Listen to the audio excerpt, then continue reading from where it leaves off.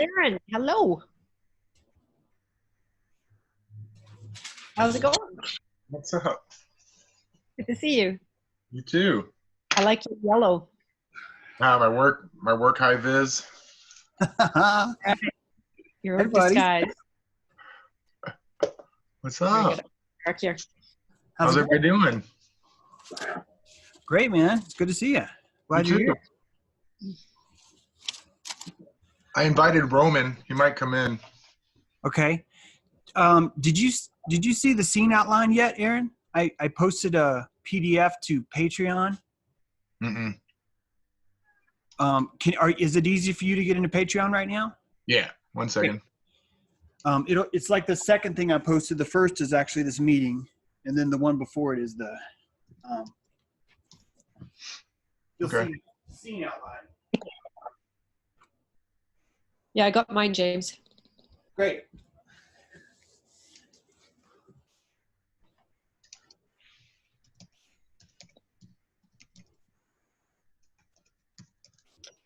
Yeah, wow. The work that you guys did is amazing already. Oh, the black, right? The whole thing, the event, the editing, the shooting, the Brent. Yeah. I wish Brent could make it. Brent put in so much work to get us Yeah, there he did. too. He still is, talking to the reenactors and coordinating all that. Yeah, he did tons. But he's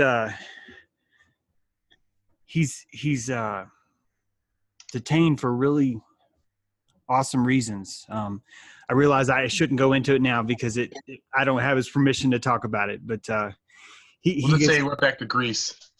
say what? We'll just say he made a trip to Greece. There you go. But he's having some good news. In fact, someone in his life is giving him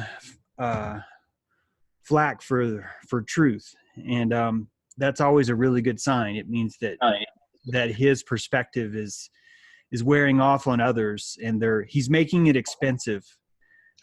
What's happening is he's made it expensive for someone to support the system, and now that person is mad at him. So, but I'm sure you guys know exactly.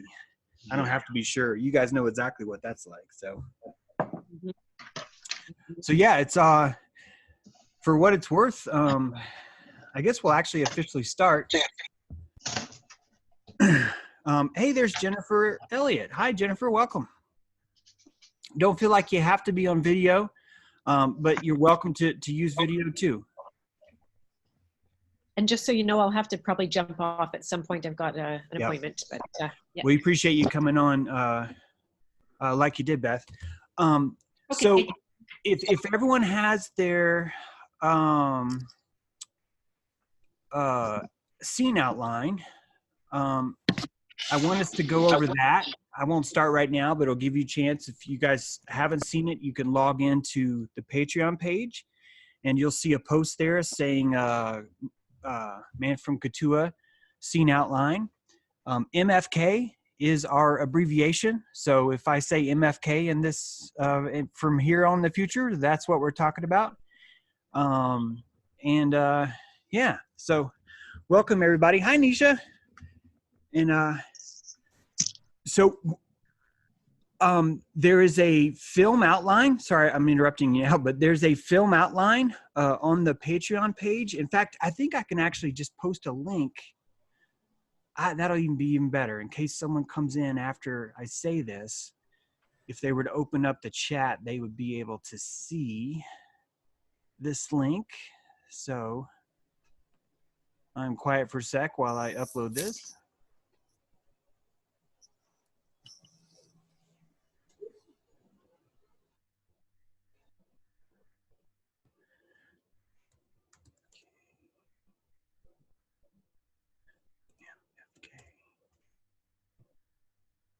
So this will be on my website inside a folder called MFK. I will post the link here. Projects, MFK, Man from Katuah. Aaron, I'm really glad you're here because you're going to have to tell me, oh, hell no, or yeah, maybe. for what you're about to see. All right.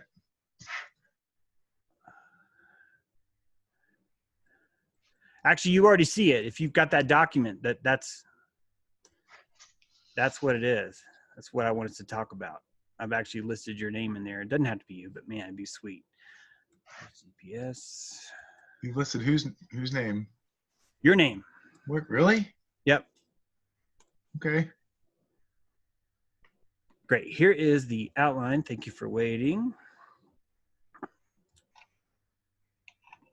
So in the chat, if anyone new to Zoom, if you look down at the bottom there should be a little chat bubble. And when you click that, you can open up the chat window and you'll see that I've posted a link to Man from Katuah PDF. That is the PDF that I sent you, Beth. So you've already got that. And Aaron, you've got that too, right? Yep. And that's really the main agenda. But before we get to that, let's talk about Black Powder Shoot. That was freaking amazing. Aaron was there. Brent was there. Jonathan Pacone was there. Mike Pressler was there. Julie, his partner Julie, was there. It was amazing. It was like a million times better than I expected. My goal was that I would come home with a bunch of pictures of me with the lens still on my lens cap, and and just be like this, oh, that was terrible, learning experience. But we really were just way ahead of the learning curve there. Certainly, there's some things that I wanted to do differently now in hindsight. But man, what a freaking fantastic first stab at things. Agreed. Aaron, you got some hellacious shots. Thank you. We coordinated really well with their staff. Again, I wish Brent was here. Just got to give a hats off. He put in so much work to this. And so on the Patreon page, I'm not going to pull it up right now, but I've posted a long list of all the reenactment events that are happening around the Southeast. Now, it doesn't have to be Southeast. That's just the one that I found. I'm kind of tuned into a bunch of groups on Facebook being down here in the South. So there's a bunch of different opportunities where we can go and film. This is free acting. Finding these people that are doing the reenactings. Not only that, but they're not acting. They're legitimately just being that way. They've had a lot of practice. They know their stuff. They've been to wardrobe. You cannot ask for a better resource here, for a gang of us that are trying to do this on the cheap. So I think this is going to be great. Real quick about the reenactors. Did and I messaged Brent, he didn't get back to me. Do we have their contact information, email and stuff? I don't know about the emails. I've been told yes. I think it's on the releases. Okay. And I think what it is Brent hasn't released that yet because there's one stray shooter that no one knew his name and everyone was too embarrassed to ask him. So Brent has asked all the other shooters, but they're like, two of them I think were like, I'm supposed to know that guy's name, but I don't. So we gotta. I think he's probably waiting for the ranger probably to call him back, who has probably has the name listed down or something on there. Okay, and I was asking because there's a resource for more actors right there. Those guys. Exactly. Yep. Well, welcome, Virginia. I'm glad you're here. Hey, how are you? I couldn't get my video to work. Well, that's okay. We'll take you in whatever form we can. Oh, my audio's gone. Shit. If you open the chat window, you'll see that there's a link to a PDF that we'll be talking about in a bit. We're not talking about right now, but we will be in just a second. Okay. So yeah, Aaron, I think what we're discovering is that as long as we have Brent with us, we're going to be okay. Like, he's gonna really take on that role of getting all of our releases signed. He found us a release off the internet, downloaded that, printed it. Everyone signed that. So we're all on the up and up. And with that, he's collecting email addresses all the time. So we're building our own production email list, every event we go to. Also, a friend of mine has been giving me advice. She lives in Raleigh, and she was telling me, rightly so, that we'll probably find some funding in the reenactment communities themselves. that's going to be a really good pool for us to, find more resources, not just in acting, but in budgeting and in location scouting and in all kinds of different things. So as a result of her advice, that's actually why I posted that list in Patreon of all the reenactment events that are coming up. Nice. She got me to searching, and I realized, yeah, this is brilliant. In fact, in January, the largest reenactment ever in the South takes place in Florida. It's the Battle of something, Harrisburg or something like that. That could be a possible shoot, that maybe we could schedule and go to that shoot. It could be a really good opportunity to get some. This is like thousands of people at this reenactment place. Brooksville, Florida is the date. It's January 19th and 20th. And I'm just reading this off my post on Patreon if anyone else wants to see that. But it's the Brooksville, Florida reenactment. It's a Civil War reenactment, which is great because we have some scenes in our movie that would fit really well if we had the Civil War, some Civil War footage in there. That's the only one that stood out right away that I wanted to bring up here in this meeting is that January 19th. But if you look through this list, there are tons of reenactments. And again, that's just the Southeast. I have created a Google Calendar called Film, and you guys can subscribe to it. And I am copying the link right now.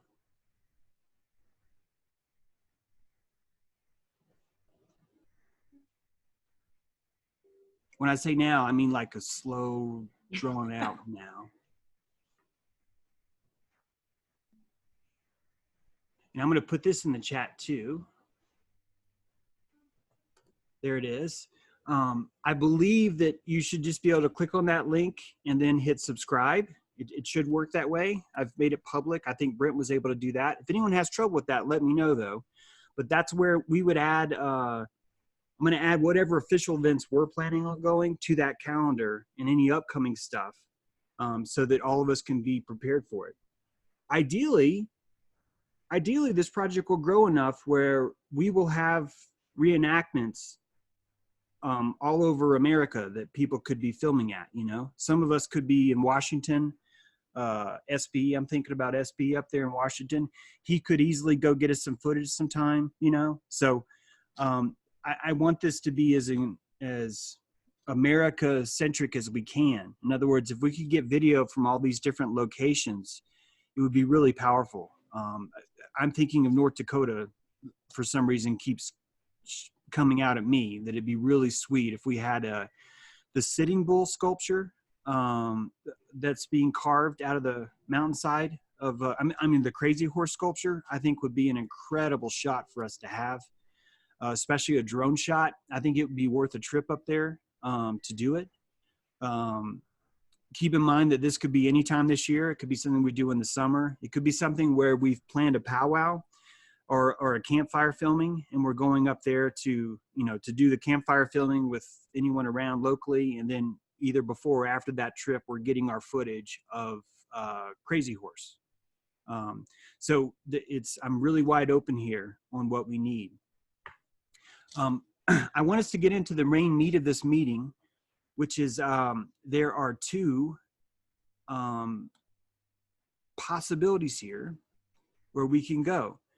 Here's what I mean. Number one is the scene outline, which we're getting ready to go over. We could shoot that. This would be like a traditional movie shoot where we're looking at the scene outline. Of course, pretend like all of us have agreed and we've all given our feedback into it. I'm just saying that, we would take our scene outline, create a shot, a storyboard, and then go and get our shots. That is certainly the way to go, and I'm all for doing that. However, something amazing happened at Black Powder Shoot. The reenactors themselves were giving us some amazing dialogue. When Nappy said, I was never much good at being a dog. And then later on he said, obedience has always been a problem for me. That was awesome. Yeah, those are words we could not write, I don't think, and get the same kind of vibration, the oscillation that came out of his mouth was just Catch. freaking incredible, you know? Yeah. Even the range hot, range cold, it was like really great audio. And so this is what I mean by I have another idea. The other idea for filming is that we play a zone defense. What I'm talking about is that we would go into the next reenactment and one of us would have the camera gear to focus on close-ups and facial shots all day long. That's all they do. If anyone's saying something, they're trying to capture that on their own cameras, right? Another person is more focused on scene shooting, you know, getting the overall picture of what's going on. I sort of was doing that myself because I had the GoPro, which was sort of like a further away cam, but they're constantly just focusing on those kind of far away shots, you know? And then the other, hey, Roman, Roman, if you want to open up the chat, you'll see there's a PDF there that you may or may not want to take a look at. Either way, it's okay. The next role would be like an audio person. Like imagine if we had one guy who his only job there was just to get the audio. You got to take off, Beth? No, sorry, I'm just waiting. Oh, for okay, Roman. great. Oh, great. Great, Roman's here. Awesome. Hey, Becky. Becky's here too. Rebecca, oh, nice to see you. So I hope that makes sense, that basically a zone defense recording situation. In other words, we're all going into the event and none of us actually have an exact thing we're trying to record. What we're trying to do is record across the board, get our audio, get our close-ups, get our scene shots, get our pan-ins, get our drone footage, you know, depending on how versed our team is and how much cameras we have, that's really going to dictate exactly how we play this out. So I hope that makes sense, guys. I'm sort of describing two totally different ways of approaching this movie. And I'd like for us to do both at the same time, because at the end of the year, even though we have a script, I think in addition to the script, we could probably release a documentary on sovereignty itself. And for that to work, all we'd have to do that we didn't do at the Black Powder shoot was to have an interview with each of these reenactors, have a one-on-one. Hey, hey, Nappy, can you come over here for a sec? Why don't you tell us what do you think the definition of sovereignty is? If we had like a bunch of people defining the word sovereignty, that in and of itself would be a really compelling film, I bet. So these are kind of the two different approaches that we have. One is we're shooting it like it's a documentary. The other is we're shooting it like it's a scripted movie. Before I move on, does anyone have any feedback or questions or suggestions about what I just said?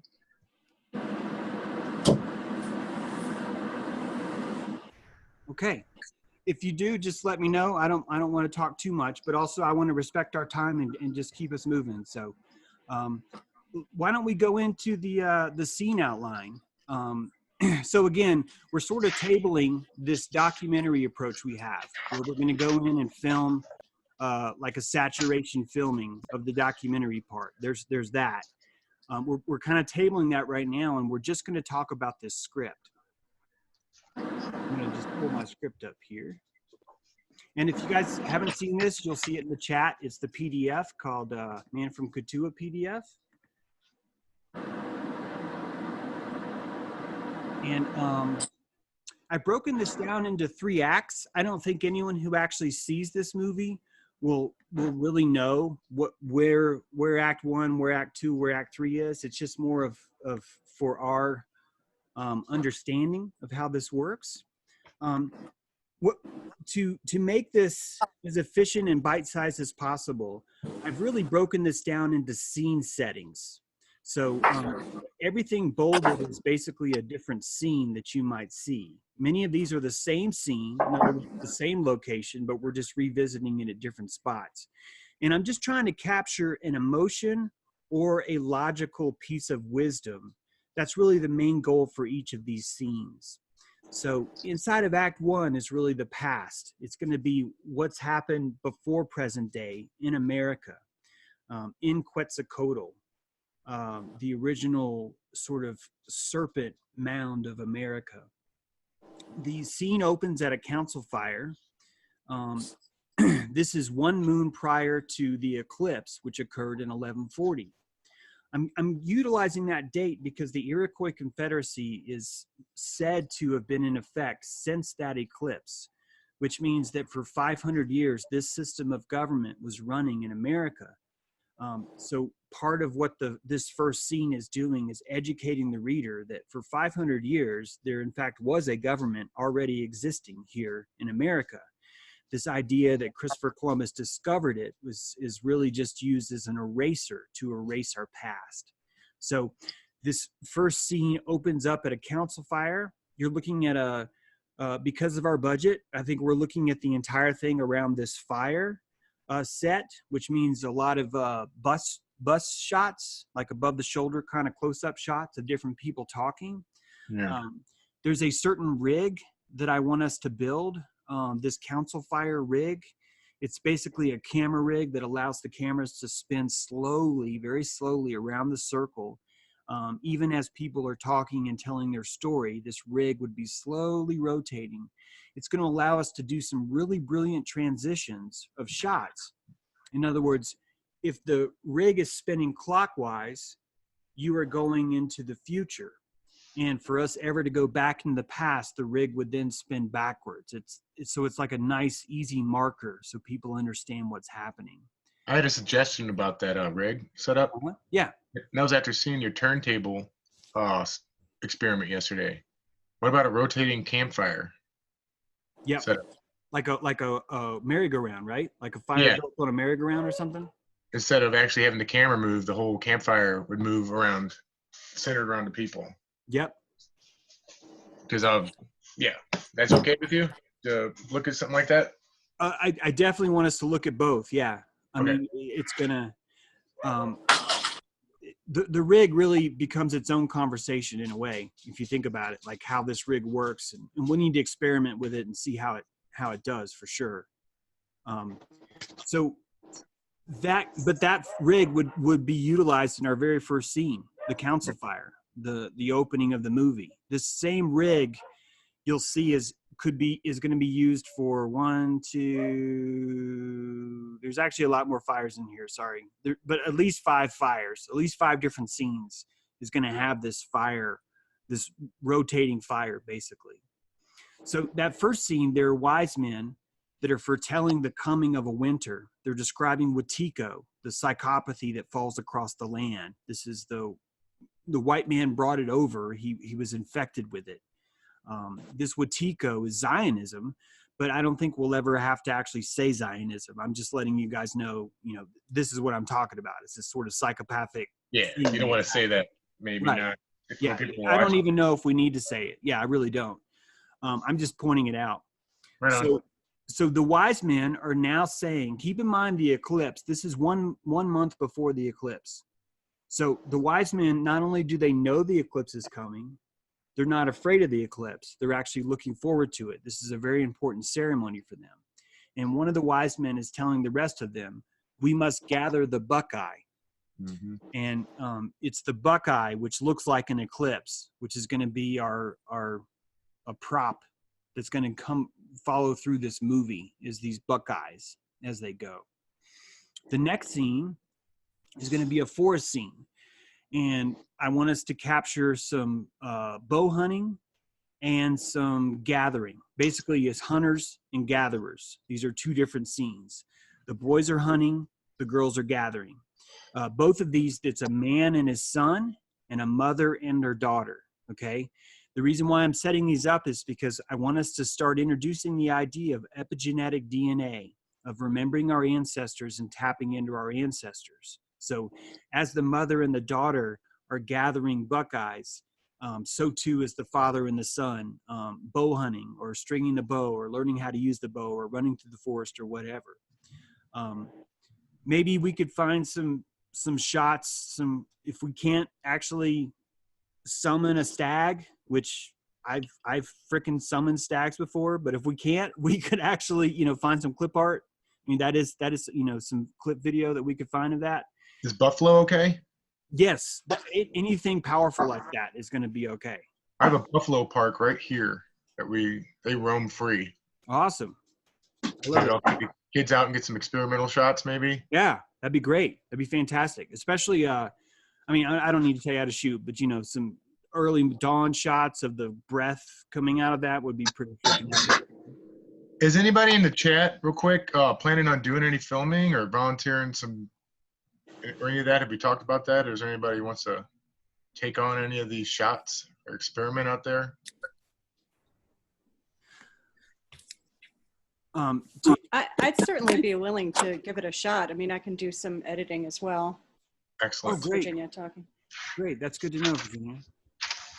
That's something we should talk about real quick. I mean, while we're going through the screenplay, because as you're talking about a lot of these scenes and stuff, my mind's going, how do I capture the shot? Mm-hmm. And with everybody volunteering and the way that the black powder shoot went so well with Brent and Jonathan got some good footage, and me and you, I was kind of curious as to what everybody in the chat like kind of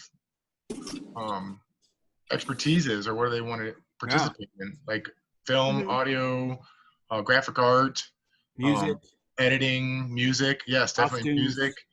Maybe even coming up with this camera rig with some engineering. Yep. Also, powwow organization. We have to organize a party.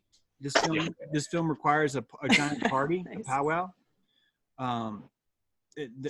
That's going to be a lot of work too. So, I've already gotten a few. You've already told me. I think 2 of you have already told me, hey, I'm interested in doing this, and I definitely want to gather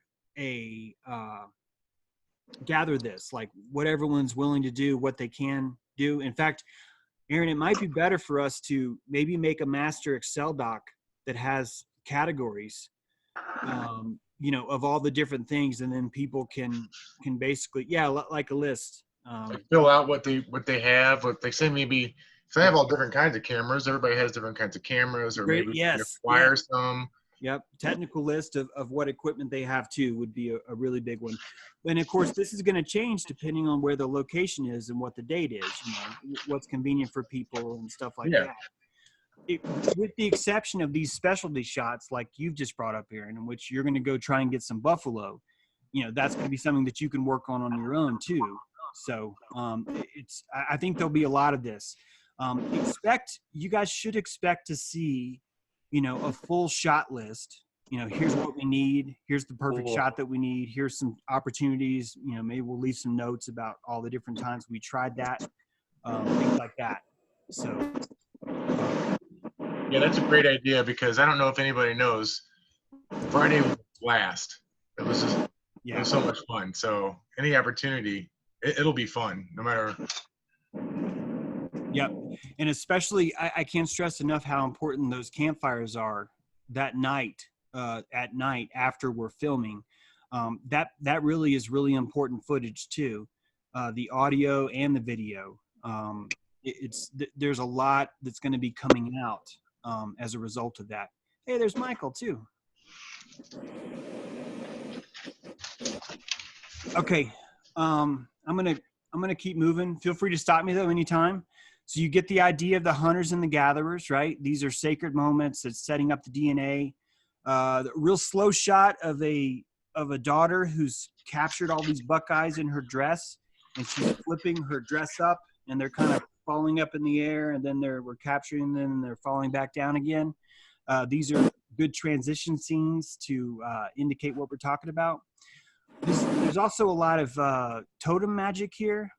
One of these girls catches a buckeye as it falls from the tree naturally. In other words, the branch lets go of the buckeye, and she happened to be right below it as it fell. And when she caught it, there were witnesses that caught her catching it, and they all understand how special that is. They all understand that for her to be there right at the moment where the buckeye released itself, and she was able to stop it from touching the ground, she's now holding a special pronically charged buckeye that sort of has this magical flight to it, if that makes sense. This is the first of many examples where we're accenting the magic that's kind of been lost throughout our history.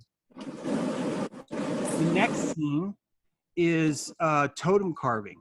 Now, this could easily be done in all one shot, which is this like costume change. But I would like for us to solicit carvers, and I know people already. One is going to carve us a totem head that's a wolf. Another's going to carve us a totem head that is a bear, and another's going to carve a totem head that is an eagle. The wolf was carved in the past, so this filming of the wolf being carved would look like someone, you know, from the past. So there would be a little bit of costuming involved to make him look like that.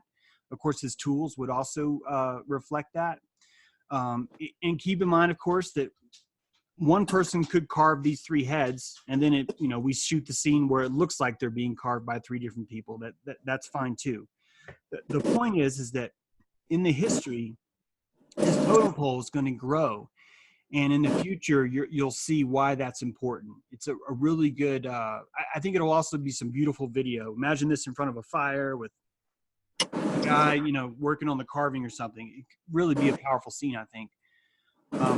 We go back to the council fire in the past, the next scene. So again, we already have this set done. What's happening now is a young boy is being given wampum. This is a beads, basically, that don't have a lot of history on him. He's only like an 8-year-old boy, so he's still growing his wampum. But this wampum is now going to be used as a plot device that we can build on as we flesh out this script. Basically, as the boy gets older, his wampum is growing. If we ever had to come back and shoot a scene in the past, he would have that younger wampum to kind of cue us off as to what's happening. Basically, he is a living tapestry of his own agreements. This is an important theme when we start to talk about sovereignty and government. So that's the council fire. And then the next scene, I'm sorry, I should have hit this bold. The next scene is actually in a field, and it's an eclipse scene. During this scene, we're witnessing an eclipse. That eclipse could be that eclipse is going to be a gathering of magic. Basically, the scene's going to show that these people are looking forward. Are you having trouble hearing, Aaron? Is somebody washing their clothes or something? What is that? Is that coming from my mic? I'm not sure. I definitely hear something sometimes. Hey, everyone, mute your mic unless you're talking.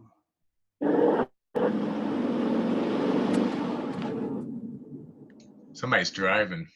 That was a car. Okay, gotcha. Let me see here.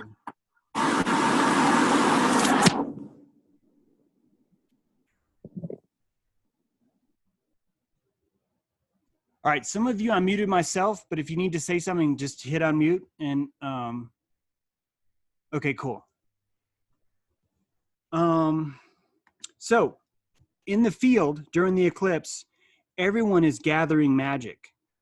In other words, because the eclipse is happening, whatever they do during that eclipse is going to be charged in their memory. In other words, every time they think about the eclipse, they're going to remember, well, no, I spent my eclipse. I took off my clothes and said a sacred wish for my wife to get pregnant. Or I gathered these grasses, these long grasses, and I'm using them for a magic fire. So for the next 80 years, these grasses will be sacredly lit to start a fire.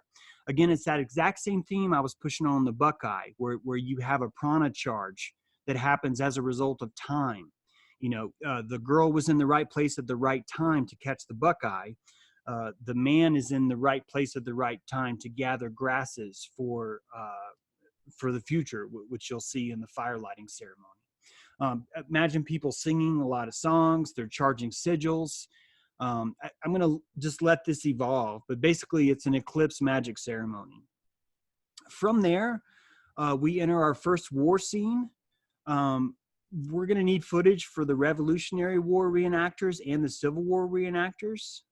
So the black powder chute was a great test for that. I think we could easily talk that Cherokee guy with the loincloth.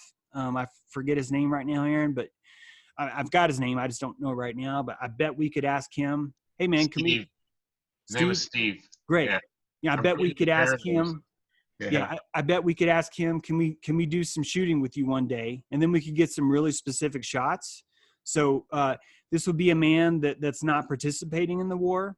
He's watching the war happen around him, and he's just saying, I don't understand why you're being psychopathic. You know, I mean, he won't use that word, but anyway.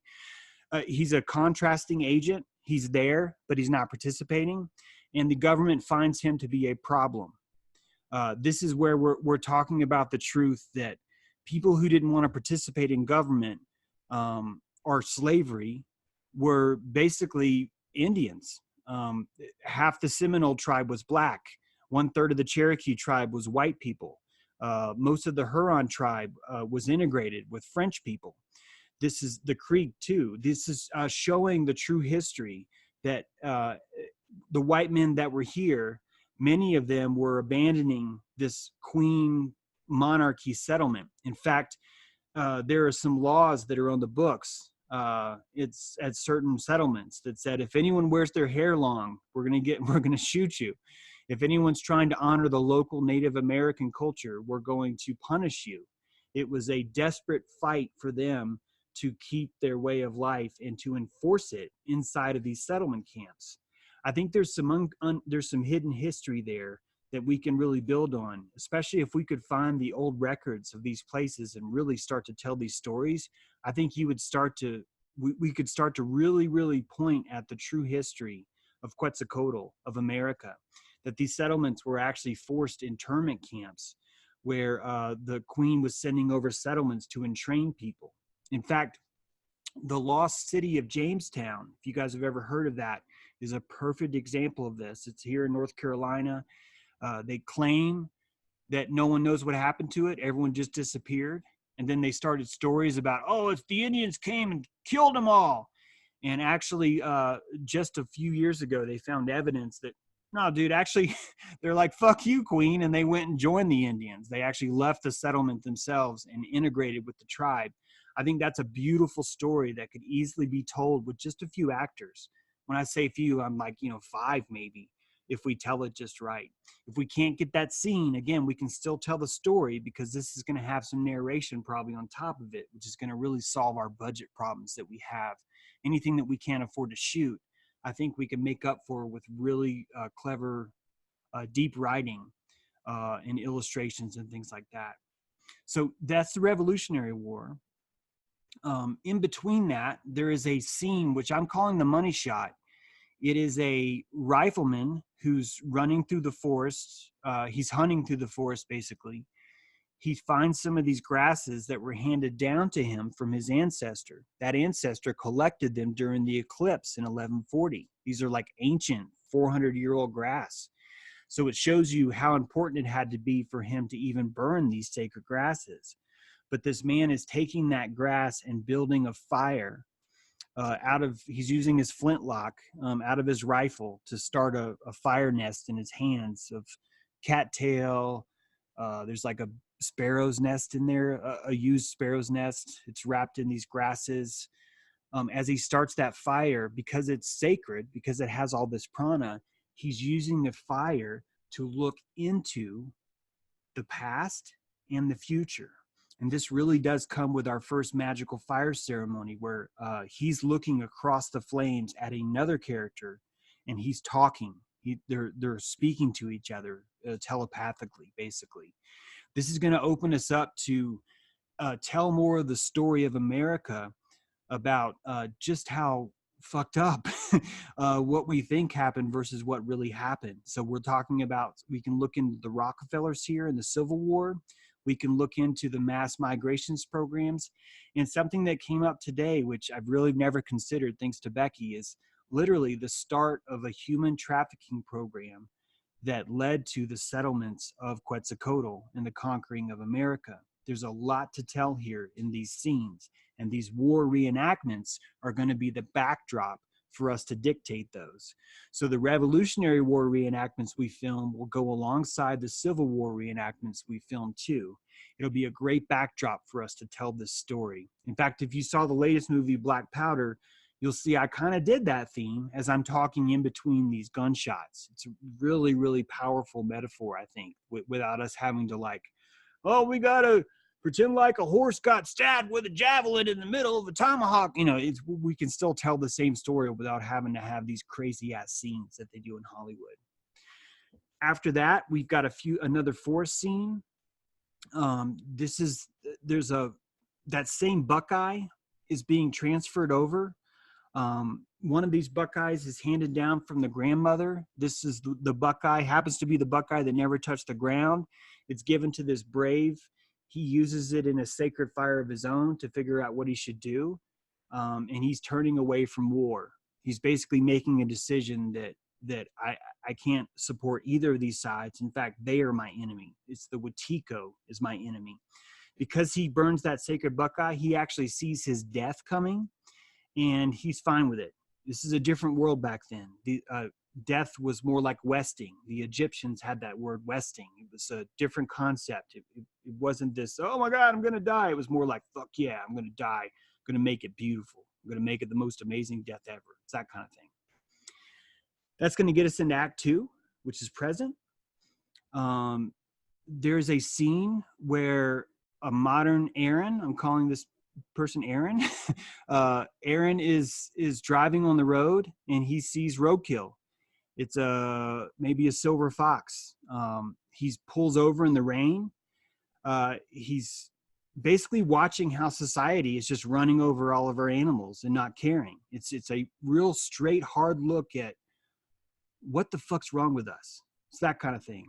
Aaron gets out. He works. He's not a ditch digger. He's a welder, but he's in the dirt a lot. And because of that, he has the equipment. He grabs a shovel from the back of his truck. He looks at the animal.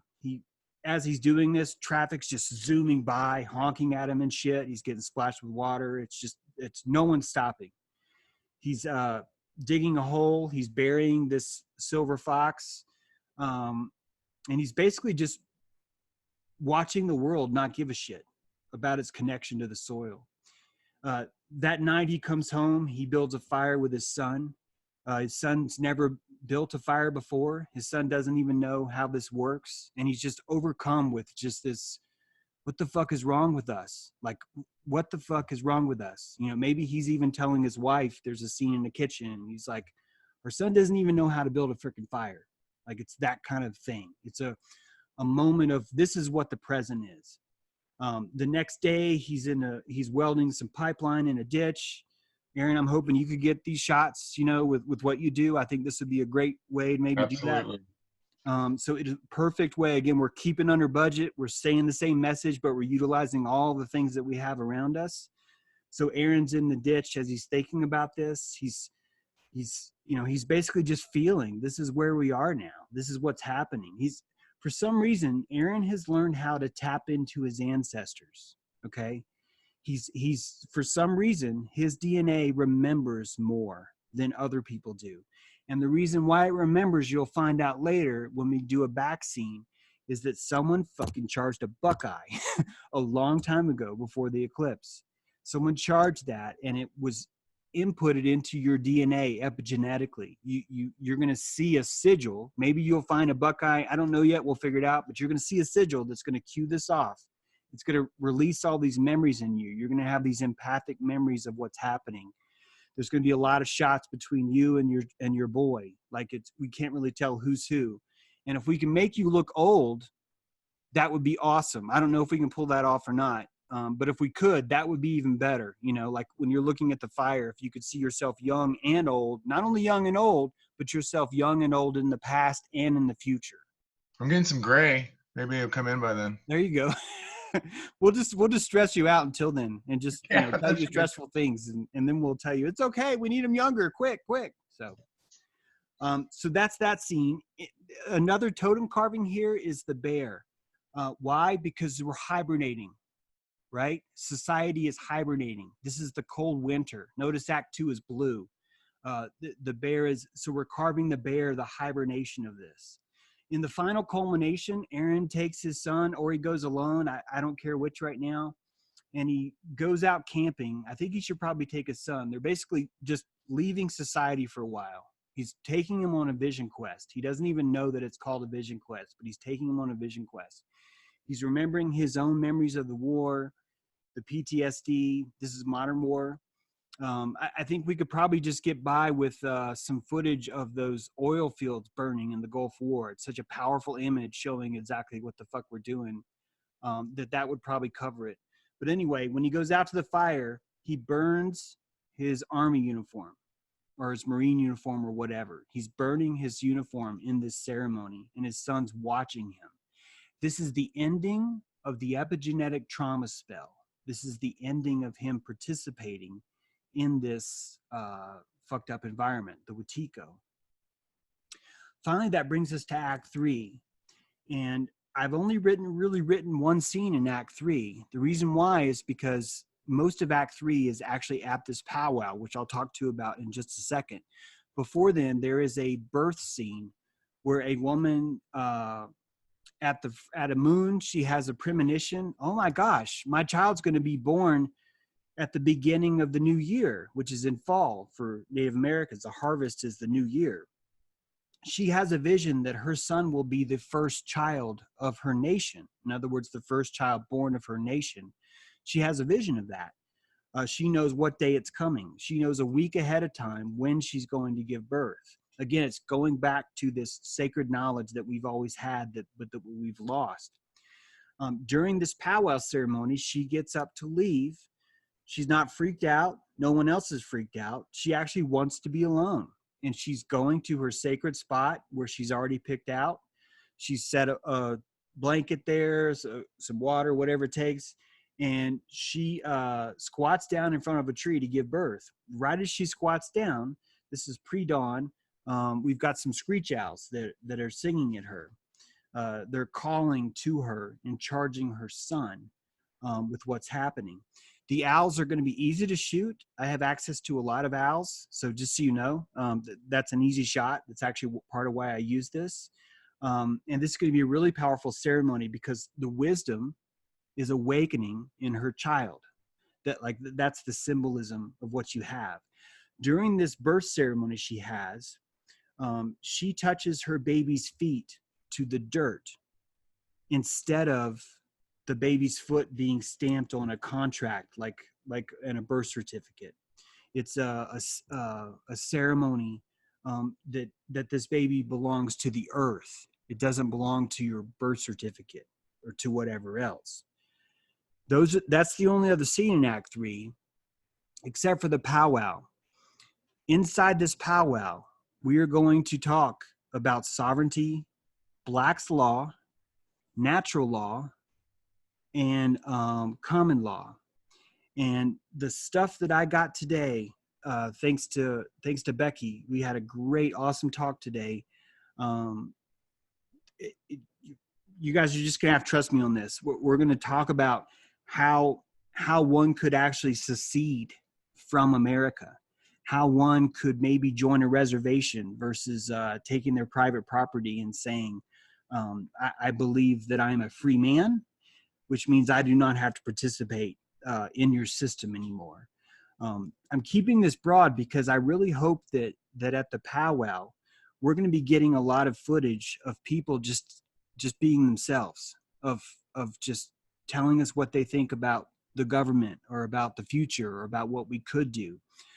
I know that I will have a lot prepared about how we could use blockchain to create this new government called unanimous government, a government which is a tapestry of agreements. In this, we can shoot back to the Iroquois Confederacy, so we can go back in time and have the same council fire set where people are discussing laws. We can explain how the bicameral house came from the Indians. Basically, it's just a massive educational Act 3 of what we can do and where we can go from here. During that powwow, we are having the third totem carved, which is this eagle. Keep in mind that at this powwow, we could carve all three totems and make the movie look like they were in different acts. But I think a really cool, powerful ceremony would be if instead of us running a flag up a flagpole, if you could actually string the totem heads on top of the flagpole. In other words, the flagpole itself is turned into a totem pole, which is a very symbolic difference between worshiping a nation state versus building up a level of ancestors, which all of us can tap into. I'm sorry this took so long to explain, guys, but that's kind of the gist of it. When I say gist, I don't want to come across as it has to be this way. It definitely doesn't. In fact, I think we could break into different kind of committees here. One would be a script committee, one would be a planning. There's just all kinds of different ways that we can make this better. This is just sort of a rough draft that I'm throwing out to us to say, yeah, this, this is something we can work with. Keep in mind, don't forget what I said, that this is the second approach. The first approach, which I think we'll do both of, is strictly going in and pretending like we're filming a documentary the whole time. In a way, we're shooting footage for 2 movies. And I think we're only going to really know back at the editing booth after all this is over, which movie is going to be our favorite. In fact, some of us might really like the documentary better, and others would really like, this drama better. So there's so much potential here. I'm going to stop talking now. If anyone has anything to say, don't forget to unmute yourself first. But let me have it if anyone's got anything.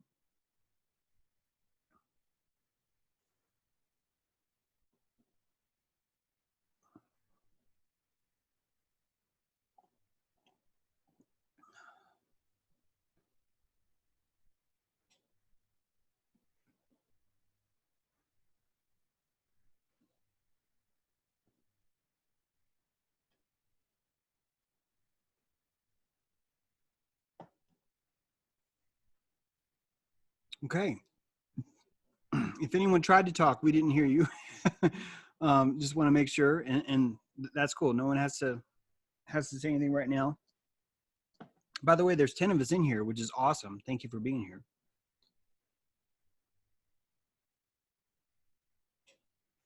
Okay. That's all I have. I wanted to get this out to you and let you know what's going on. There's a lot more to do. I definitely plan on talking to Becky a lot more, whether she likes it or not, because I need to just pull some of her talent so I can extract what she's got there. And if anyone is maybe shy or thinks of something later, you are welcome to contact me. I am typing my email address inside the Zoom chat. And you don't have to email me, but if you want to email me, we can set up a Zoom call or something like that later. That's fine too. If Brent was here, I think he would tell you, hey, we need to sign up for committees. If anyone wants to focus on one thing, this is kind of the way to do that. Maybe we could even set it up where different committees are sort of having these impromptu meetings, recording them, and then if anyone wants to participate, they could. What you're looking at is really Aaron and I wanted to have a debriefing from the black powder shoot, and that's what we set up for today. And I'm just really glad that you guys were able to to join us and just see how it unfolded. So now, James, are we all going to be able to? Because there's people who I haven't even met before. Exchange emails or anything like that. Yeah, in fact, I bet if Brent was here, he would have already said, everybody, we need your email. I may be able to get that out of Patreon. I don't know, guys. But I'll tell you what. Till Brent gets back. But Brent's here. He just happens to be busy tonight is all. Oh, so, well, since Brent's been already really good at all that, maybe he'll take that on. Yep. Okay.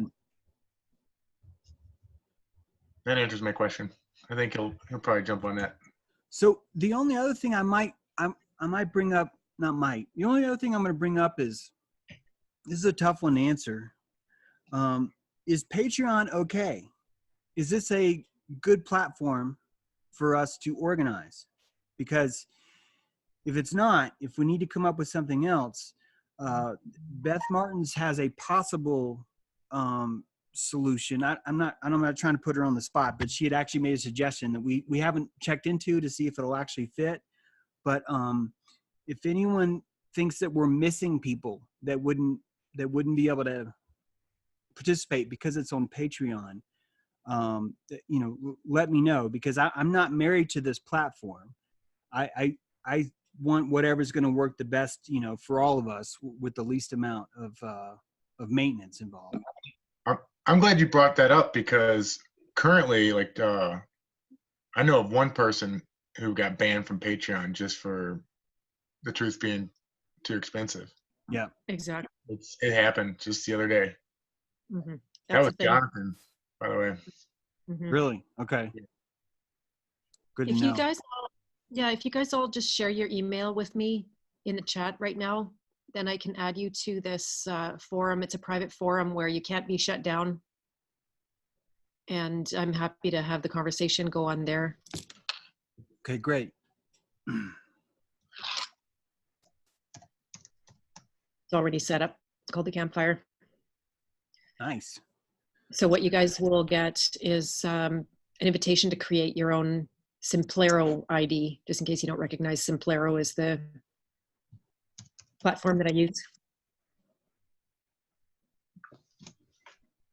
Awesome.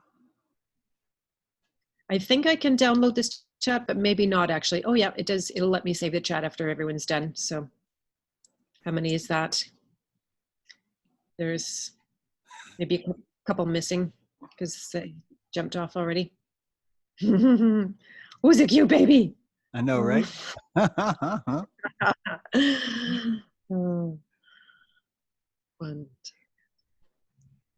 Okay, well, I'll take these that are there. Anybody else want to give us your email?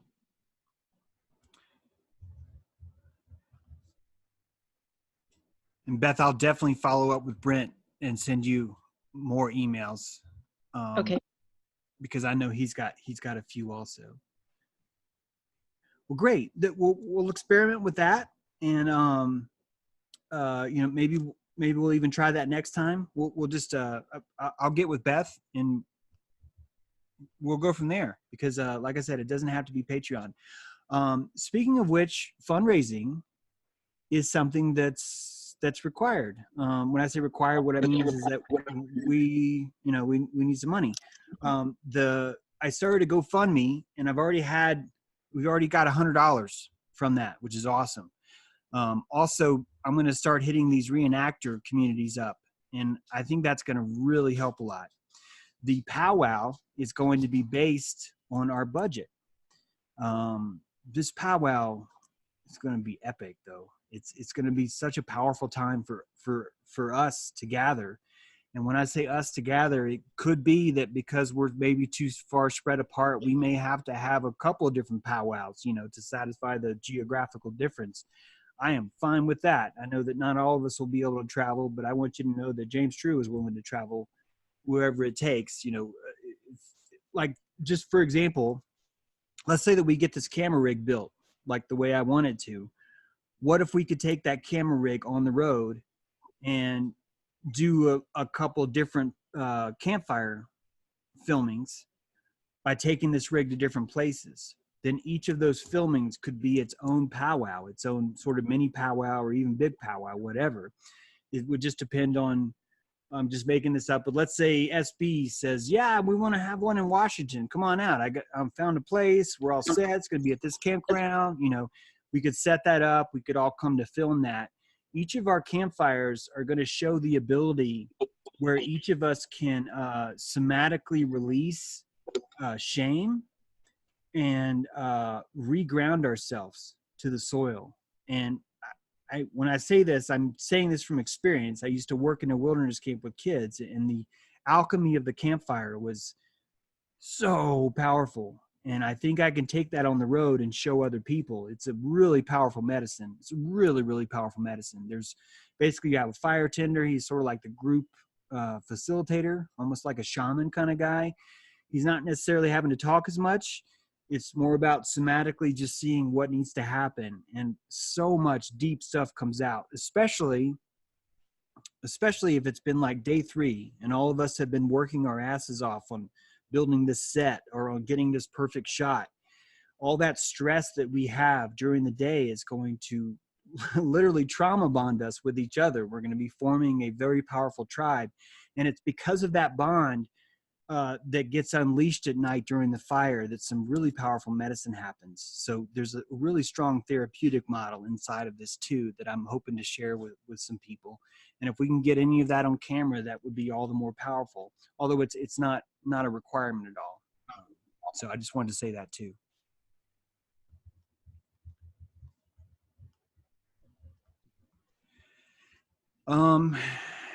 That's all I got, folks. Wow, we're right at 1 hour. That's perfect. What timing? Anybody got anything else?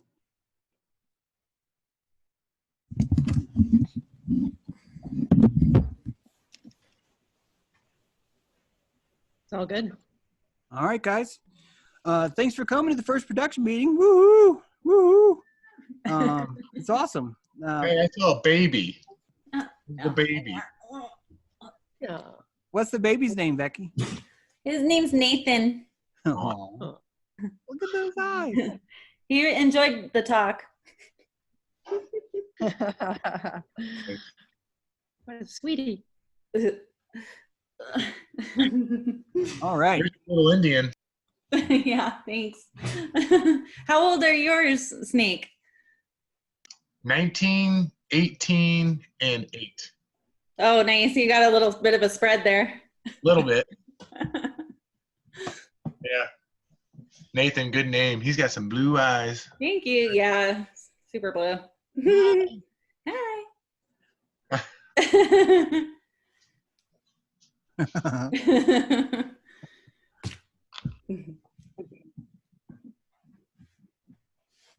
Great live stream. Thank you, James. I mean, awesome.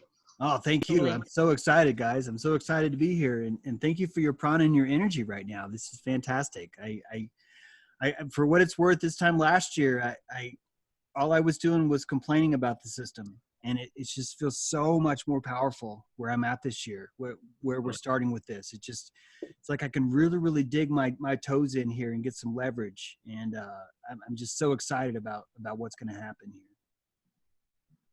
Amazing. Last call for emails if you want to be included in the forum that I'm putting together.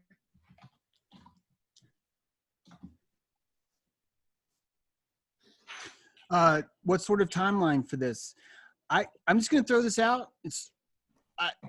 If you guys haven't even heard this, really, I don't even know. I'm just going to say a year. Like I'm saying a year. Like for example, it could be that at next year's Black Powder shoot, that might be the last, one of the last events. I'm looking at us storing a ton of footage so that when we go into editing, we're going to have just an amazing thing to choose from. And let's not forget that the entire time, just like Black Powder shoot, Aaron, just like that, after every event, we're going to be able to release some kind of movie, some kind of, some kind of footage that's going to allow us to spread these themes. So it's going to be really, really powerful. It already is. It already has been powerful. It's already working, guys. So, I'm going to say a year roughly. That's a good, I like that. And plus that gives us the opportunity to really focus on seasons, Aaron, like as we're developing this for the seasons, it'd be really cool if we had a campfire. Keep in mind, this campfire rig is a slow moving, rotating rig that could be picked up and put any other place, which means that you could rotate in and out of the seasons. You could have a complete 360 around a campfire, start in the winter, in the spring, in the summer, in the fall. I mean, for real, we're going to be able to do something like that.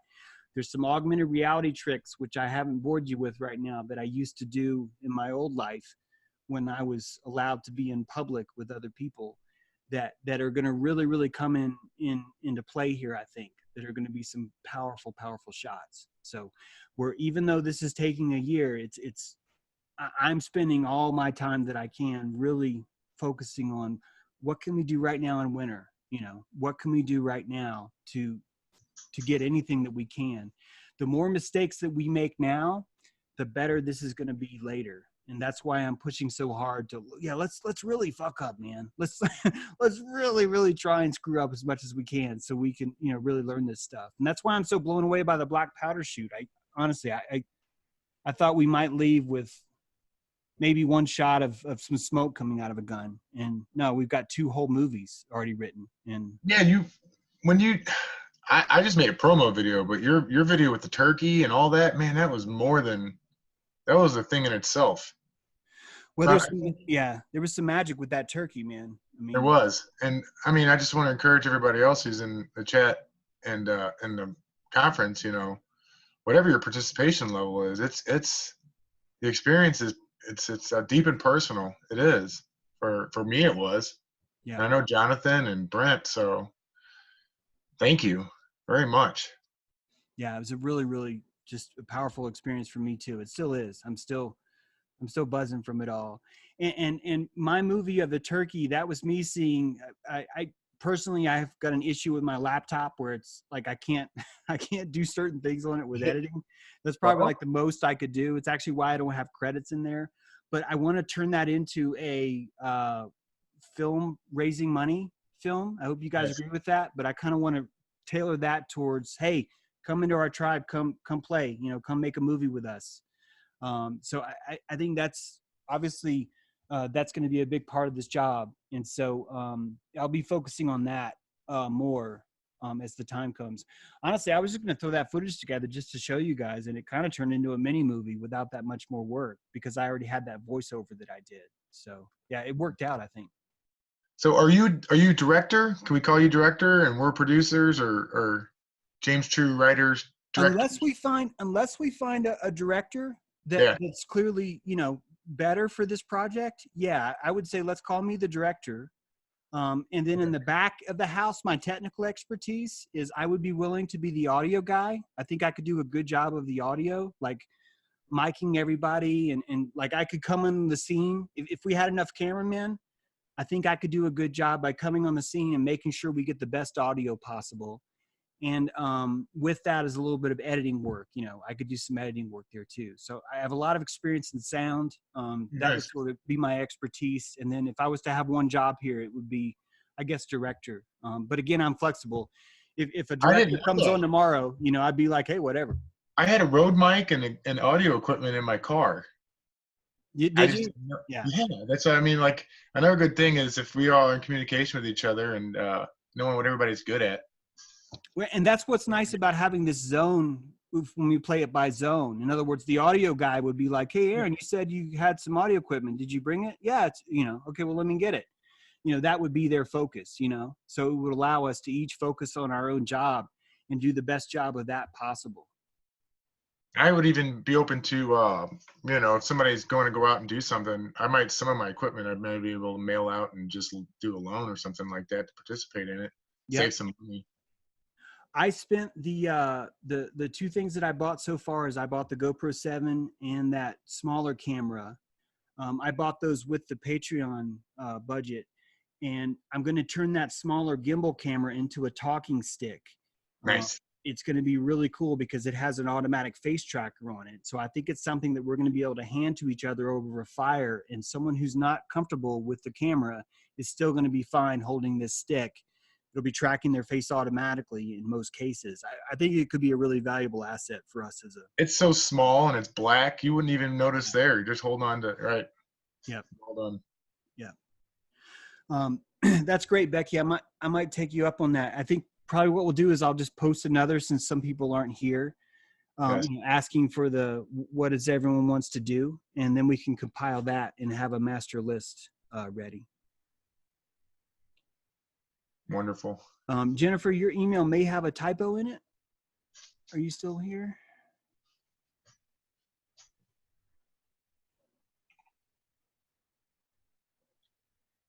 Okay. Well, sweet. Pickles and cream. I need to take a shower. I got to go. Right on, guys. Thanks for your time. And that's what it is something not liking it. Okay. All right, guys. Meeting Thanks, over. James. Chat will still be there if anyone needs to send something. And I'm recording this, but I'm only going to release it to Patreon guys. So don't worry. I mean, it'll be unlisted in YouTube. Technically, you could see it, but that's only if you know the crazy long URL for it. So. Oh, real quick. Yeah. if when I'm promoting this and I'm tribing up, if what level of the Patreon gets you involved at this kind of producer level? Is it Wolf and above, or no, the 5 or? Yep, Wolf. It's so anyone before today is like got in at 5 as a producer. Yeah. But how Brent and I were kind of thinking about structuring this, not just Brent, but he's the last person I talked about. We were thinking that producers are now at the $25 level or more. Okay. And so that's Wolf, and that's interesting because that's the 3 totems we're carving is Wolf, Bear, and Eagle. Oh. Right now we have no Bear and Eagle, and for this film to really do well, we could really use like 1 eagle and a couple bear. But that's what I'm working on. That's what this movie. I'm going to cut a movie next, which will hopefully bring those to us. So, yeah, please encourage anyone you know who wants to get involved. Get Come on, involved. Wolf. If anyone disagrees and they think 25 is too much, let me know, because also anyone who gives on GoFundMe, really, those are producers too. So it could be. I'm really open, guys. I've never done this before, so I think the structure you got is great. okay, we'll just see how it goes. But if anyone has any ideas they want to throw at me, I'm wide open. No one think that anything I'm saying is cut in stone, except for that we're all awesome. Like that's cut in stone. But all right, that's it. We are all related. Mitaka Otsai. We'll see you guys. We'll see you guys next time. Okay, bye. Yeah, good powwow. One quick question. Yes, please. So I've added everybody to the group now. That I couldn't get Virginia's email to work, but can any one of you respond to me that you got a notice about it, or do I need to send something out? Like, did anybody get a notice just in your email that you're a member of the group? I'm looking. I guess, James, I haven't added you yet, so you Okay, wouldn't. I was just looking. I don't see it yet, but I got one. Oh, you did get one? Okay, good. Okay, good. Excellent. Just so I don't have to double up that. And then James, we got a new tribe member at 717 today. So now there's 70 of us. Woo! right on. 70 is a good number. That's right. Virginia got it. Excellent. Awesome. Jennifer, you didn't get one because your email is not correct. Could you retype your email, please? Sure if you're still there. Rebecca got it. Excellent. Thank you. Yeah, I got it. Sorry, Beth. That's okay. No worries. I forgot my mic was on. No worries. No worries. Okay, so that'll just take me a minute here. Thanks. Becky filled me in on. Becky's a lawyer and used to practice tribal law. So it's an amazing resource that we have her in our circle right now. It's freaking just amazing. I'm so glad we have that. Thanks, guys. I'm so glad to be here. That's amazing. Yep. Yeah, I practice state law too, but tribal law and state. A little bit of federal. How cool is that? Did you know the definition of federal is, or the actual meaning? It just has to do with the way they structure the fake crap. It doesn't. There's hardly any difference. I think I looked it up, and it means a covenant with God. Oh, really? Yeah. Wow. With God or with Lord? I guess it's good in theory. With God or with Lord technology? Well, Yeah. I don't know, man. When you're in the business of being Boutique and hijacking everything that's good in this world. Yeah. But look I at that. know. I was stunned. They take everything and pervert it. Yep. Anything works. good. Defile is the name of the game. Mm-hmm. But not here. We're freaking making sacred prana buckeyes and sending them back there. I've been collecting acorns everywhere I go, and now I know why. Wow.